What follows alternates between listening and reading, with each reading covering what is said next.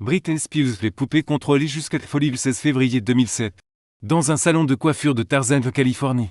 Une image veut choquer l'Amérique entière. Britney Spears, la princesse de l'époque, prouve une tondeuse et se rase entièrement la tête sous l'objectif des paparazzi médusés, le monde. Anti-cri objet idéal, les crises de nerfs tout pétage de plomb. Les médias parlent d'une star qui perd le contrôle, mais si nous avions tout compris. L'envers, et si ce moment n'était que celui où Britney perdait le contrôle, mais celui où elle tentait désespérément de le reprendre? Car derrière cette image de folie apparente se cache une vérité autrement plus sinistre de Britney. Spears n'était plus une personne, elle était devenue une poupée, une marionnette dont le ficelle était tiré par son père. Son manège sous l'abeille, sa famille, cette tondeuse dans ses mains tremblantes. C'était son premier acte de rébellion pour un simple d'existence contrôle, c'était le cri d'une femme qui refusait qu'on le vende, qu'on le programme, qu'on l'exploite une minute de plus. Mais le monde n'a rien compris, au lieu de voir un appel au secours. Il a vu une pathologie, au lieu de reconnaître une victime. Il a créé un monstre, ce que vous le savez peu. C'est que quelques mois après cette scène, Britney sera placée sous tutelle légale, son père. Jamie Spears obtiendrait le contrôle total de sa vie, de son corps, de son argent, de ses décisions. Cette tutelle officiellement temporaire dure 13 ans, 13 ans depuis une femme adulte. Talentueuse et lucide serait traitée comme une enfantarde, privée de ses droits les plus fondamentaux pendant 13 ans. Britney Spears serait forcée de travailler contre ses volontés d'opium psychotrope. Empêchée d'avoir des enfants, surveillée dans sa propre chambre, pendant 13 ans. Elle génère des centaines de millions de dollars pour enrichir ceux qui les maintiennent. Esclavage moderne, pendant 13 ans. Elle hurlera avec silence que personne ne l'entend toujours. Nous allons vous révéler la véritable histoire de Britney Spears, de celle de popstar déchue, mais celle d'une femme qui avait été détruite par le système même qu'il avait créé, une histoire d'exploitation, de contrôle et de résistance qui dépasse largement le monde du spectacle pour nous interroger sur la condition féminine d'une société patriarcale, pour comprendre comment Britney Spears est devenue une poupée contrôlée. Il faut replonger dans l'Amérique des années 1990, cette époque où naît la culture de les célébrités modernes et où les adolescents deviennent des produits commerciaux exploités. Britney Spears naît le 2 décembre 1981 à Macon, dans le Mississippi au cœur de l'Amérique profonde. Sa famille incarne le rêve américain inversé. Des parents ouvriers qui vouaient dans leur fille blonde aux yeux bleus le ticket de sortie de leur condition modeste. Jamie Spears, son père est un homme aux multiples échecs professionnels. Alcoolique notoire, violent, manipulateur. Lance Spears, sa mère, ancienne institutrice devenue femme au foyer, compense ses propres frustrations projetant sur ses filles cadets des ambitions démesurées. Cette dynamique familiale toxique pose les bases de ce qui deviendrait plus tard l'exploitation systématique de Britney dès l'âge de 3 ans. Britney est poussée vers les concours de beauté et les spectacles pour enfants, et l'apprendrait tôt que son pote se vaut et son sourire sont des marchandises. Elle comprend intuitivement que l'amour de ses parts est conditionnel à ses performances. Cette monétisation précoce de son talent et de son image crée chez elle une confusion permanente entre amour et exploitation, entre succès et bonheur. En un 9-9 de Fédis, Britney auditionne pour The Mickey Mouse Club, l'émission phare de Disney. Bien qu'initialement rejetée pour son jeune âge, elle est repérée par les recruteurs et intègre finalement l'émission en un 9-9-3. Cette période chez Disney est cruciale, elle y apprend des codes de l'industrie du divertissement et surtout, elle intériorise l'idée qu'elle n'existe que pour divertir les autres. Disney perfectionne l'art de transformer les enfants en produits commerciaux. L'entreprise développe une véritable machine et fabrique des staffs avec ses règles strictes, ses contrats draconiques, ses exigences de perfection absolue. Britney grandit dans cet environnement aseptique où l'authenticité est bannie au profit de l'image de marque. Il apprend à sourire en permanence et de jamais exprimer de mécontentement. Être la gentille fille que le public attend parallèlement. L'Amérique des années 1990 vit une révolution culturelle et technologique, l'explosion des chaînes de télévision, l'arrivée d'Internet, la multiplication des magazines People créent un appétit insatiable pour le célébrité. Les adolescents deviennent une cible marketing privilégiée. L'industrie musicale comprend qu'elle peut vendre du fantasme sexuel déguisé en innocence. Exploiter cette fascination malsaine pour les lolitas de costumes d'écolière. C'est dans ce contexte que Givre Record découvre Britney à 997, mais cette découverte n'a rien de fortuité. Elle est le résultat d'un plan marketing minutieux. Les dirigeants du label cherchent une anti-Alanis Morissette, une chanteuse qui incarnerait l'innocence sensuelle face à la rage féministe de l'époque. Britney, formée dès l'enfance, se plaire et obéir, correspond parfaitement au profil recherché. Sa famille accepte sous réserve de la livrer cette machine industrielle. Jamie Spears, ébloui par les promesses de fortune, signe des contrats qu'il ne comprend pas. Lance Spears, fasciné par l'idée d'avoir une fille célèbre, abandonne ses autres enfants pour se consacrer entièrement à la carrière de Britney. Cette complicité familiale dans l'exploitation de leur propre enfant révèle l'ampleur de corruption morale qui entoure les jeunes filles. L'enregistrement de Baby One More Time en 1998 marque le début de l'enfer d'or de Britney. Le concept du clip, avec son uniforme d'écolière et ses chorégraphies suggestives, suscite une polémique immédiate. Mais cette controverse est exactement ce que recherche Givre Record, faire de Britney un objet de Désir acceptable parce que déguisée en innocence, la chanson devient un phénomène planétaire, propulse une adolescente de 17 au sommet d'une industrie qui veut dévorer le succès de Britney coïncide avec l'explosion de la culture paparazzi. Les photographes les traquent jour et nuit. Transforme sa vie privée en spectacle permanent, les magazines People paient des fortunes pour de photos d'elle au supermarché et les plages en voiture. Cette surveillance constante l'empêche de vivre normalement et de grandir sereinement. De construire des relations authentiques. Le plus pervers de ce système, c'est qu'il présente cette exploitation comme un privilège. Britney est censée être chanceuse d'être célèbre, privilégiée, d'être aimée par des millions de fans. Toute plainte de ce paraît interprétée comme de l'ingratitude. Cette inversion des valeurs le maintient d'une culpabilité permanente qui l'empêche de réaliser l'ampleur de l'injustice qu'elle subit. Ses relations avec Justin Timberlake entre un 999 et 2002 illustrent parfaitement ces dynamiques de contrôle. Leur couple, orchestré par les maisons de disques respectives, devient un produit marketing. Leurs ruptures et réconciliations sont planifiées en fonction de sorties d'albums, même leur intimité monétise leur virginité supposée fait vendre des magazines. Leur première fois présumée génère des millions de clics, les aides et 2000 voix Britney enchaînées. Les succès commerciaux tout en s'enfonçant dans une détresse psychologique croissante. Album, tourne, film, parfum, produit dérivé, elle devient une marque plus qu'une personne. Spionage lui imposa rythme Internet lui laisse aucun répit, aucun espace pour grandir, réfléchir.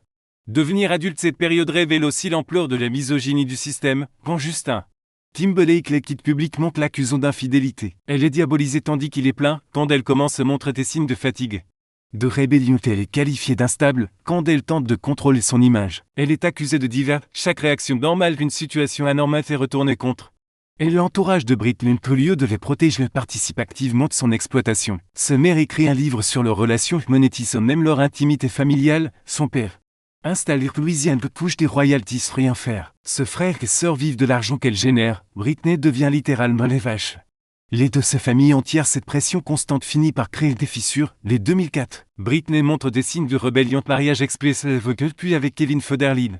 Grossesse rapproche de comportements erratiques. Chaque acte de résistance est immédiatement récupéré par les médias comme preuve de sa folie. Elle devient prisonnière de sa propre image, trop parfaite pour être humaine, trop humaine pour rester parfaite. Les années 2005 et 2007 marquent l'escalade vers la catastrophe finale. Les maternités de Sean Preston et Jaden Ames lui donnent temporairement l'illusion d'échapper système, mais même sa condition de mère est instrumentalisée. Les photos de ses enfants se vendent au prix d'or.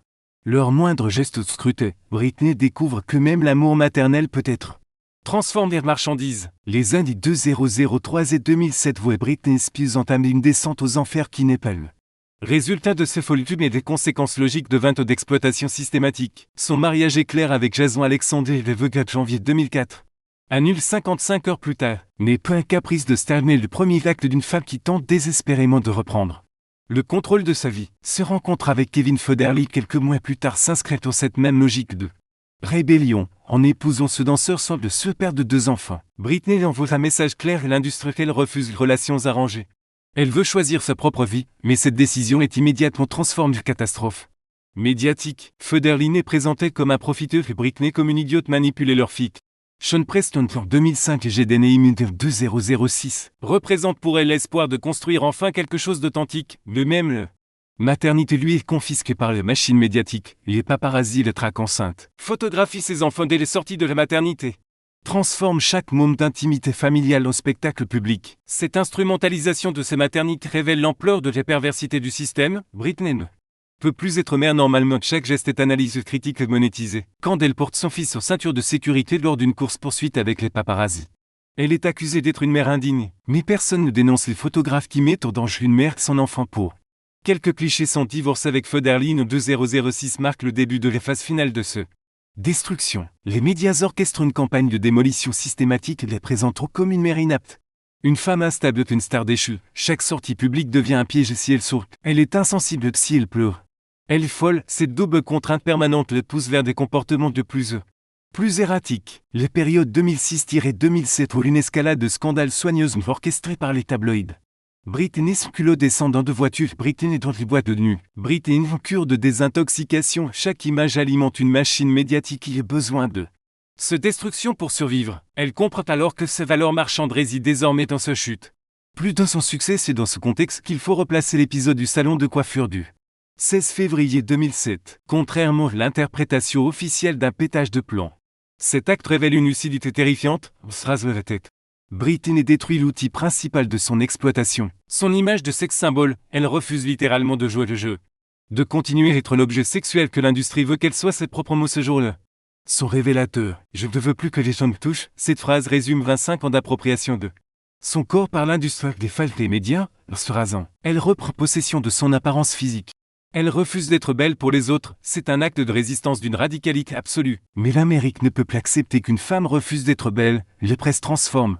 Immédiatement cet acte d'émancipation pour preuve de folie, les psychiatres autoproclamés des plateaux télé diagnostiquent des troubles bipolaires, des dépressions et des psychoses. Personne ne se demande si se raser la tête à 25 ans après une vie d'exploitation ne serait plus finalement la réaction les plus saines possibles. Les mois qui suivent vont s'accélérer les stratégies de destruction de Britney, son entourage.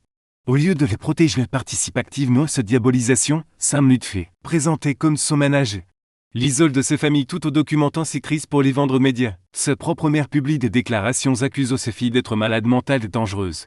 Le 3 janvier 2008, des situations atteignent son point de rupture, Britney est en pleine crise de panique, s'enferme dans ses salles de bain avec son fils Jaden et refuse de lui rendre Kevin Federline.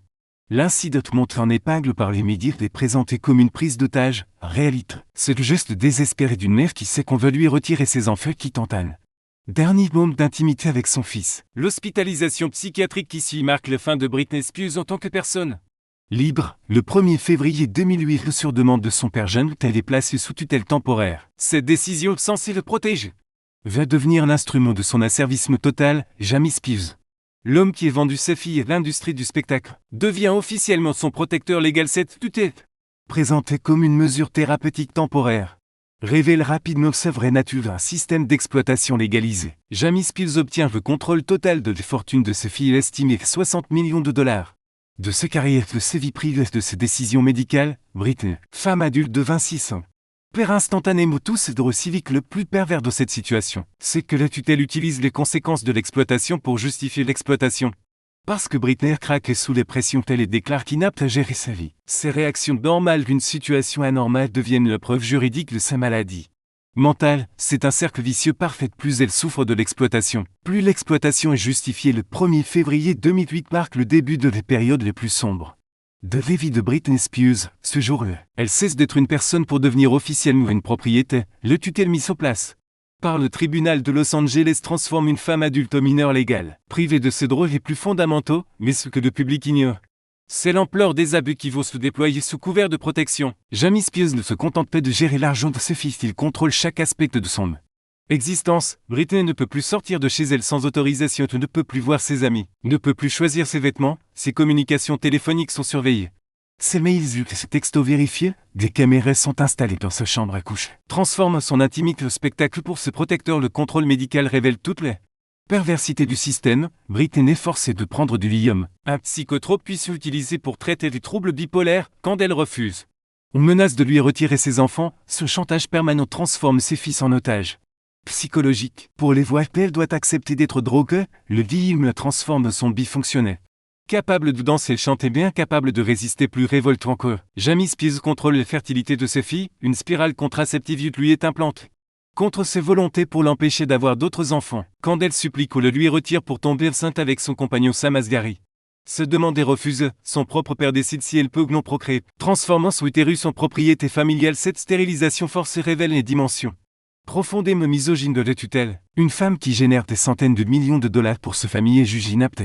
Décidée de sa propre reproduction, ses ovaires deviennent un enjeu économique. Un nouvel enfant pourrait perturber les tournes, retarder les albums, diminue les profits. Le tutelle place explicitement des intérêts financiers au-dessus des droits reproductifs. Parallèlement, Britney est forcée de reprendre sa carrière dans des conditions d'esclavage moderne. L'album Circus de 2008, les tournées mondiales qui suivent, les résidences et les vedettes de 2013 et 2017. Tout est organisé contre ses volontés. Il travaille sous la menace permanente de ne plus voir ses enfants. Chaque refus de séparer présente comme une rechute justifiant un renforcement du contrôle. Les témoignages de ses anciens collaborateurs révèlent l'ampleur de sa détresse. Pendant des répétitions, elle pleure régulièrement, supplie qu'on le laisse se reposer, mais ces moments de faiblesse sont soigneusement cachés. Public, sur scène, dopée aux amphétamines pour compenser les effets sédatifs du lithium. Elle continue de sourire et de danser comme une marionnette parfaitement programmée. Jamie Spears s'enrichit scandaleusement sur le dos de ses filles. Il se verse ses $0 par mois pour ses services de tuteur, soit $2 de plus que l'allocation mensuelle qu'il accorde à Britney pour ses dépenses. Personnel, il prélève des commissions sur ses contrats et 1,5% sur ses résidences de l'aveugle. Soit 1 million de dollars. 2,95% sur cette tourne et femme fatale soit 500 $. L'homme qui a détruit sa fille devient millionnaire grâce à cette destruction. L'entourage professionnel participe activement de cette exploitation, l'hôtel automanagé de Britney facture des honoraires exorbitants pour maintenir le système de contrôle. Les avocats de la tutelle payés par Britney elle-même travaillent en réalité pour ses oppresseurs et financent sa propre incarcération. Paye ceux qui les maintiennent en esclavage. Le plus terrible, c'est que Britney comprend parfaitement ce qui lui arrive, contrairement aux récits officiels sur ses maladies mentales. Elle conserve toute sa lucidité, elle sait qu'elle est exploite, elle connaît les mécanismes de sa propre destruction, mais cette lucidité devient une torture supplémentaire de voir clairement son exploitation sans pouvoir y échapper. Ces tentatives de résistance sont immédiatement réprimées, quand elle refuse de prendre ses médicaments pour l'emmène de force en hôpital psychiatrique, quand elle tente de contacter un avocat. Ses communications sont bloquées quand elle exprime publiquement sa détresse. Ses posts sur les réseaux sociaux sont censurés. Un comité de 10 personnes se réunit quotidiennement pour décider de ce qu'elle peut dire et penser. Exprimer l'isolement fait partie de la stratégie de contrôle. Britney est progressivement coupée de tous ses amis authentiques, seules les personnes approuvées par Jamie peuvent l'approcher. Cette solitude organisée le fragilise psychologiquement et le rend dépendante de ses oppresseurs. Elle développe un syndrome de Stockholm remerciant parfois publiquement ceux qui le torturent. Les rares fois où elle tente de révéler ces situations, ses mots sont retournés contre elle quand elle poste des vidéos cryptiques sur Instagram. Les médias y voient des preuves de sa instabilité. Quand elle danse de manière répétitive, les experts diagnostiquent des troubles compulsifs, chaque cri d'alarme est transformé en symptômes pathologiques. Cette inversion permanente entre victime et coupable constitue le cœur du système. Britney n'est plus malade parce qu'elle est sous tutelle, elle est sous tutelle parce qu'on les rend malade. L'exploitation crée les troubles qu'elle prétend soigner, c'est un mécanisme parfait d'auto-justification. Plus on le torture, plus elle paraît avoir besoin d'être torturée. L'industrie du divertissement dans son ensemble profite de cette situation, donc Britney produit de la musique à des spectacles, personne ne pose de questions, ses albums se vantent, ses concerts affichent complets. Ses parfums génèrent des millions, l'exploitation est rentable pour toute la bête manage. Promoteur de médias, seul Britney paie le prix de cette machine à profit. Pendant 13 ans, cette situation perdure dans l'indifférence générale, les médias qui l'avaient détruite en 2007 font semblant de célébrer son comeback. Le public applaudit ses performances réalisées qu'elle chante et danse sous les contraintes. La justice américaine ferme les yeux sur cette violation flagrante de droits humains. Il faudra attendre 2019 et l'émergence du mouvement Free Britney pour que l'opinion commence comprendre la réalité de ces situations, mais même alors, beaucoup refusent de croire qu'une telle horreur soit possible au cœur de l'Amérique moderne. L'idée qu'une femme puisse être légalement réduite en esclavage X siècles semble trop invraisemblable pour être vrai après 13 années de silence forcé. Britney Spears trouve enfin sa voix. Le 23 juin 2021, lors d'une audience téléphonique devant le tribunal de Los Angeles, elle prononce un discours de 24 minutes qui bouleverse l'Amérique entière. Pour les premières fois depuis 2008, elle peut s'exprimer librement sans filtre, sans censure, et ce qu'elle révèle dépasse tout ce que ses supports et les plus alarmistes. Imaginez, je ne suis pleureuse, je ne peux pas dormir, je suis si colère que c'est insensé. Commence-t-elle de sa voix tremblante d'émotions contenues, puis méthodiquement. Elle détaille 13 années d'abus systématiques qui révèlent l'ampleur de son calvaire. On me forçait de prendre du lithium contre mes volontés. On me emmenait dans un endroit où je devais me déshabiller devant des gens que je ne connaissais. Puis l'autre expliquait, pouvait transformer en zombie, je me sentais. Je ne pouvais plus avoir de conversation avec ma mère ou mon père au téléphone, je pleurais tous les jours. Cette médication forcée n'avait qu'un objectif, les rendre dociles et manipulables. Incapable de résister aux exigences de sa famille et de son équipe, le médicament devenait un instrument de contrôle de soi. Mais c'est sa révélation sur la stérilisation forcée qui provoque le plus grand choc. J'ai une spirale dans mon corps, ce moment qui ne me laisse pas avoir de bébé. Ils ne me laisseront pas aller chez le médecin pour l'enlever. Cette confession glaciale révèle que son propre père contrôle jusqu'à ses capacités de procréer. Une femme de 40 ans se voit interdire la maternité par décision patriarcale. Britney révèle aussi l'existence d'un système de surveillance orwellien. Sa chambre était sur écoute. Ses conversations téléphoniques enregistrent ses moindres gestes filmés. Ils avaient des dispositifs d'écoute sous mon lit dans ma chambre. Révèle-t-elle, dévoile une violation de l'intimité qui confine les tortures psychologiques, même ses relations intimes avec Sam Asghari étaient espionnées. Le chantage permanent constitue un autre pilier de son oppression. Si je ne fais pas ceci, ou si je ne dis pas cela, ou si je ne porte pas ce qu'ils veulent que je porte, ils me menacent de poursuite. Explique-t-elle, ces enfants sont utilisés comme otages émotionnels pour les voir. Elle doit accepter des médicaments, les concerts, les interviews. Sa maternité devient un outil de coercition. L'exploitation financière révèle des vertigineuses Pendant qu'elle génère des centaines de millions de dollars, Britney reçoit une allocation de 2 000 $ par semaine pour ses dépenses personnelles. Elle ne peut plus acheter de voiture, peut choisir ses vacances, peut disposer librement de l'argent qu'elle gagne et est littéralement plus pauvre qu'une employée de ses propres entreprises. Son témoignage révèle aussi l'hypocrisie du système judiciaire. Tout le monde me accuse-t-elle. Les psychologues qui les déclarent inaptes ne l'ont jamais examiné sérieusement. Les juges qui maintiennent leur tutelle touchent des pots de vin indirects. Les avocats qu'elle finance travaillent contre ses intérêts. Justice, médecine. Drôle, tout conspire et maintenir son esclavage le plus révolte. C'est qu'elle était forcée de mentir publiquement sur son bonheur. Je mentis, dit au monde entier que j'allais bien, que j'étais heureuse. C'est un mensonge, avoue-t-elle. Chaque interview souriante, chaque post Instagram joyeux était une performance imposée. Elle devait vendre ce propre exploitation comme un épanouissement. Ce témoignage historique provoque un séisme dans l'opinion publique américaine. Le mouvement Free Britney, jusqu'alors considéré comme une théorie du complot, se trouve validé dans ses analyses les plus alarmistes. Des millions d'Américains réalisent qu'une forme d'esclavage moderne existait sous leurs yeux sans qu'ils se l'aperçoivent. L'impact dépasse largement le cas Britney. Son témoignage met en lumière les abus systémiques du système de tutelle américain. Des milliers de personnes âgées handicapées subissent des exploitations similaires. Mais sans la notoriété de Britney pour attirer l'attention, son courage libère la parole d'autres victimes. Les réactions de Jamie Spears révèlent toute sa mauvaise foi par l'intermédiaire de ses avocats.